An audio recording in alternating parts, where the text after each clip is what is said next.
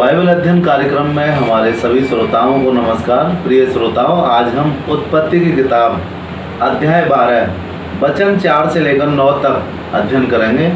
मेरे पास धर्मशास्त्र बाइबल है और आशा करता हूँ आपके पास भी होगी। अगर आपके पास है तो खोल लीजिए, मैं आपके लिए पढ़ देता हूँ। यहाँ पर इस तरह से लिखा है, यहोवा के इस वचन के अनुसार अब्राहम चला और लूत भी उसके संग चला। और जब अब्राहम हरान देश से निकला उस समय वो 75 वर्ष का था। इस प्रकार अब्राहम अपनी पत्नी सारे और अपने भतीजे लूत को और जो धन उन्होंने इकट्ठा किया था और जो प्राणी उन्होंने हरान में प्राप्त किए थे सबको लेकर कनान देश में जाने को निकला। और वे कनान देश में आ गए। उस देश के बीच से जाते हुए अब्राहम साकेम में, जहाँ मोरे का बांज वृक्ष है, पहुँचा। उस समय उस देश में कनानी लोग रहते थे। तब यहोवा ने अब्राहम को दर्शन देकर कहा, यह देश मैं तेरे वंश को दूंगा।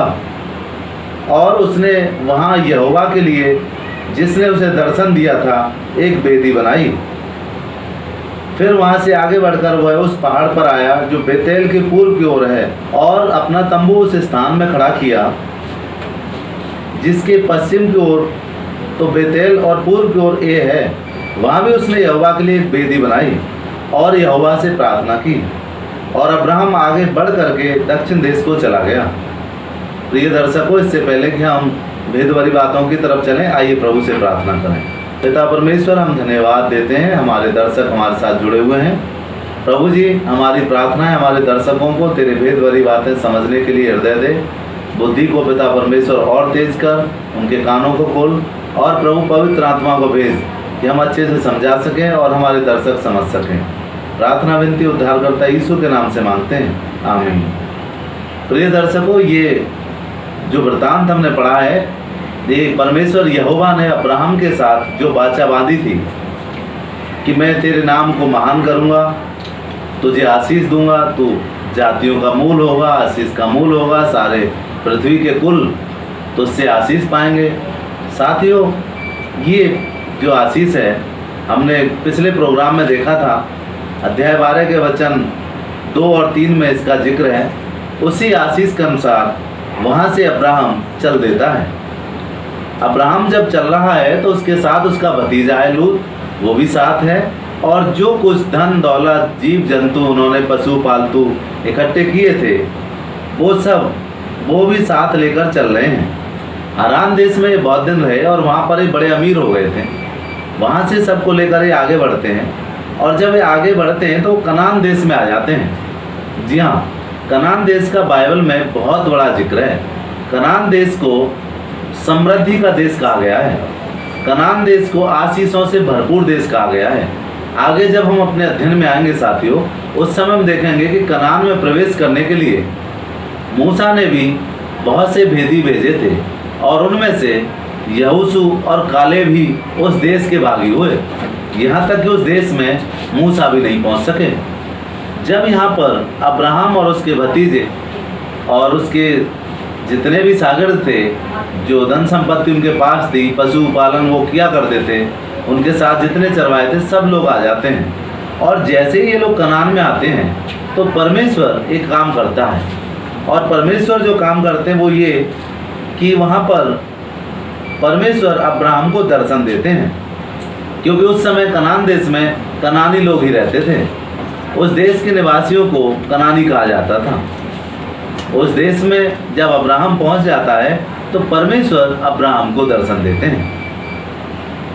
अब्राहम से कहते हैं, ये देश मैं तेरे वंश को दूंगा। और उसने वहाँ यहोवा के लिए एक वेदी बनाई, क्योंकि वहाँ पर यहोवा ने दर्शन दिया था। साथियों, परमेश्वर जब किसी भी ऐसे क्षण में हमें दर्शन देते हैं या अपनी उपस्थिति का एहसास कराते हैं, या हमें लगता है कि ये काम प्रभु की ओर से हुआ है, तो उसको हमेशा यादगार बना देना चाहिए। पुराने समय में अब्राहम यही किया करते थे। अब्राहम ने इस स्थान को यादगार बनाया और यहाँ पर एक वेदी बनाई। साथियों, एक और सच्चाई जो हम यहाँ देखते हैं वो यह देखते हैं कि परमेश्वर जब किसी को बुलाहट देते हैं, अपना दर्शन देते हैं, तो उसको यूं ही नहीं छोड़ देते। समय समय पर आवश्यकता के अनुसार वो उस मनुष्य को अपने भेदों को समझने की शक्ति देते हैं, अपनी उपस्थिति का एहसास दिलाते हैं और उसकी ज़िंदगी में अद्भुत काम करते हैं। क्या आपने परमेश्वर के अद्भुत कामों को अपने जीवन में देखा है? अगर आपने परमेश्वर के अद्भुत कामों को देखा है तो निश्चय ही वो पल कितने खास होंगे, वो समय कितना ही खास होगा जब आप परमेश्वर की उपस्थिति से आनंदित हुए होंगे और जब आपकी आत्मा ने कहा होगा, हे प्रभु मैं धन्य हूँ जो तेरा दर्शन मुझे मिला। प्रभु मैं धन्य हूँ जो तूने मेरा इतना बिगड़ा हुआ काम बनाया। मैं धन्य हूँ कि तूने मुझे चंगाई दी। मैं धन्य हूँ कि तूने मेरी ओर अपनी दृष्टि की। साथियों, हमारे हृदय आराधना से उमड़ पड़ते हैं, हमारे हृदय आनंद से भरपूर हो जाते हैं, क्योंकि प्रभु की उपस्थिति हम अपनी ज़िंदगी में देखते हैं। उस सर्वशक्तिमान परमेश्वर की उपस्थिति जिसने ब्रह्मांड को बनाया है, उसकी उपस्थिति अपने साथ अपने जीवन में देखते हैं। ऐसा क्यों? क्योंकि परमेश्वर अपने उन सब लोगों से प्रेम करते हैं जिनके साथ उन्होंने प्रतिज्ञा बांधी है, जिनका अभिषेक किया है, जिनके ऊपर अपनी कृपा दृष्टि की है और जिनके जीवन से कुछ महत्वपूर्ण काम वो संसार में लेना चाहते हैं। यूं तो हर एक को प्रभु ने अपनी योजना के अनुसार बनाया है, पर साथियों, जिनको परमेश्वर बुलाहट देते हैं वो बड़े खास ही व्यक्ति होते हैं। अब्राहम खास था क्योंकि अब्राहम आशीषों का मूल स्रोत था। अभी अब्राहम के साथ बहुत सी पशु और चरवाहे और उसका भतीजा लूत है, लेकिन उस देश में चला गया है जिस देश को परमेश्वर उसके वंश को देने वाले थे। जी हाँ, किसी के वंश को भी परमेश्वर यूं ही नहीं छोड़ते। धर्मशास्त्र बाइबल तो ये कहता है कि धर्मी जन का ना तो कभी वंश टुकड़ों का मोहताज हुआ और ना धर्मी जन कभी भूखा रहा। परमेश्वर प्रबंध करते हैं उसका और उसके वंश का। अब्राहम को बुलाया है तो अब्राहम को आशीष दी है, उसके वंश के लिए भी एक देश देख लिया है और कहा है ये कनान देश मैं तेरे वंश को दूंगा। साथियों, आगे भी हम देखते हैं कि परमेश्वर अब्राहम के साथ विश्वास योग्य रहते हैं।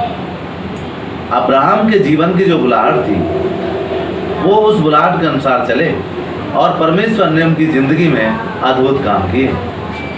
अब्राहम जहाँ जहाँ गए, आगे भी हम देखते हैं कि वो ए नगर में गए, वो बेतेल में गए और वहाँ पर उन्होंने वेदी बनाई। जब जब परमेश्वर की उपस्थिति का किसी को एहसास होता है वो उन क्षणों को यादगार बनाता है।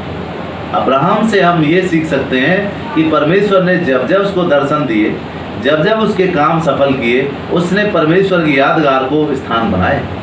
आज आप और मैं क्या कर रहे हैं? क्या हम अपने जीवन में परमेश्वर की उपस्थिति देख रहे हैं? क्या हम अपने जीवन में बिगड़ते हुए कामों को बनते हुए देख रहे हैं? क्या हम अपनी प्रार्थनाओं को परमेश्वर तक पहुंचते हुए देख रहे हैं? क्या हम जो कुछ मांगा है उसको पूरा होते हुए देख रहे हैं? अगर ऐसा है तो निश्चय मानिए वो सर्वशक्तिमान परमेश्वर आपके जीवन को उस सफलता तक ले जाएगा जिसकी योजना खुद उसने बनाई है। आज हम जो हैं सो हैं, लेकिन परमेश्वर ने जैसे बनाए हैं वैसे भी हैं। हो सकता है वैसे ना लगते हों, लेकिन निश्चय मानिए परमेश्वर ने आपको बुलाया है।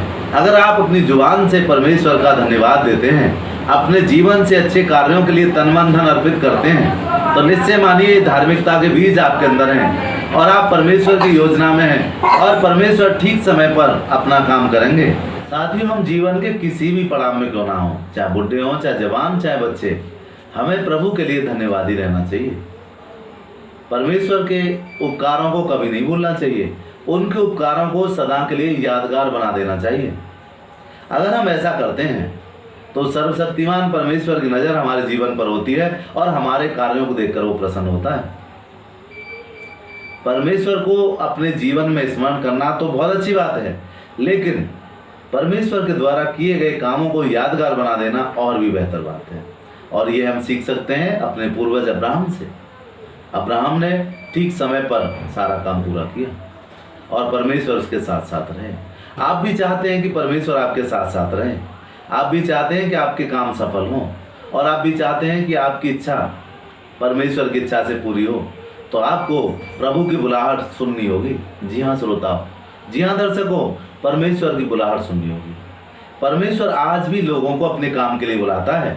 परमेश्वर चाहता है कि संसार में अन्याय खत्म हो, न्याय की स्थापना हो। क्या आप अन्याय से लड़ने के लिए और न्याय का समर्थन करने के लिए खड़े होते हैं?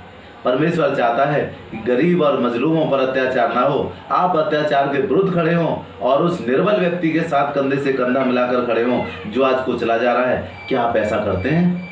परमेश्वर चाहते हैं कि झूठ ना बोला जाए, झूठ की सारी हदें हटाई जाएं और सच कायम किया जाए। क्या आप सत्य के साथ हैं?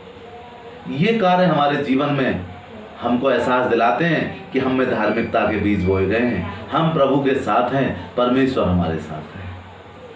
साथियों, हमारे कार्यक्रम का समय तो अब समाप्त हो रहा है। अगले कार्यक्रम में फिर मुलाकात होगी। प्रभु तब तक आप सबको आशीष दे। नमस्कार।